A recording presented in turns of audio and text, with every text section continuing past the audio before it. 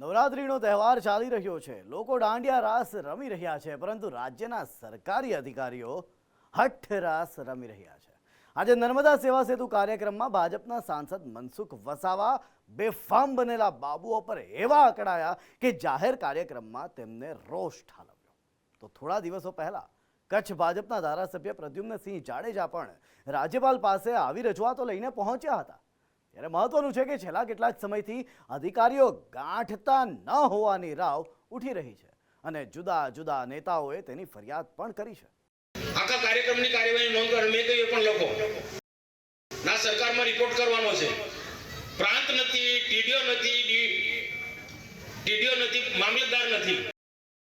આ આદિવાસી વિસ્તાર છે એટલે આખા કાર્યક્રમ સેવા ક્ષેત્રના કાર્યક્રમની આપણે વેટ ઉતારવાની છે.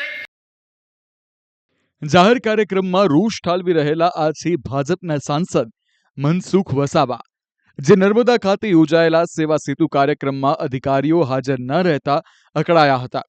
કાર્યક્રમમાં વિસ્તારના સાંસદ તરીકે તેમની હાજરી હતી, પણ ટીડીઓ, મામલતદાર, પ્રાંત અધિકારી જેવા બાબુઓ ગેરહાજર હતા, જેના કારણે નેતાજી જનતા સામે જ ભોઠા પડ્યા કે બાબુગીરીની કેટલી રાવ છે. એટલે પછી રોષે ભરાયેલા નેતાજીએ આક્રોશ ઠાલવ્યો અને અધિકારીઓના નીચેના કર્મચારીઓને ટકોર કરી કે અધિકારીઓની ખુશામત કરવાનું બંધ કરી દો. આખા કાર્યક્રમની કાર્યવાહી નોંધ કર મેં કહ્યું પણ લોકો ના સરકારમાં રિપોર્ટ કરવાનો છે. પ્રાંત નથી, ટીડીઓ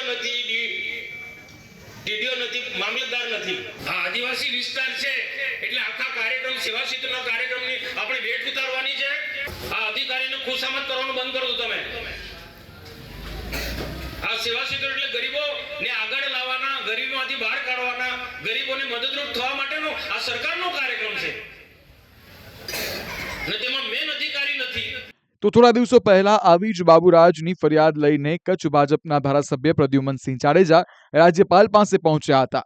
કચ્છના થર્મલ પાવર પ્લાન્ટમાં વર્ષોથી નોકરી કરી રહેલા 350 જેટલા કર્મચારીઓને છૂટા કરી દેતા 20 દિવસથી કર્મચારીઓ ધરણા પર ઉતર્યા હતા, જેને લઈને પ્રદ્યુમ્નસિંહ જાડેજાએ રાજ્યપાલને પત્ર લખ્યો હતો, જેમાં ઉલ્લેખ કર્યો હતો કે આજ દિન સુધી આ સમસ્યાનો ઉકેલ નથી આવ્યો.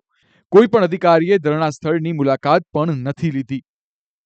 તો ખેર, આવી બાબુરાજની ફરિયાદ તો ભાજપના જ કેટલાક ધારાસભ્યો આ અગાઉ પણ કરી ચૂક્યા છે, જેમ કે જૂનાગઢના ભાજપના ધારાસભ્ય સંજય કોરડિયા, રાજકોટ ભાજપ નેતા અરવિંદ લાડાણી.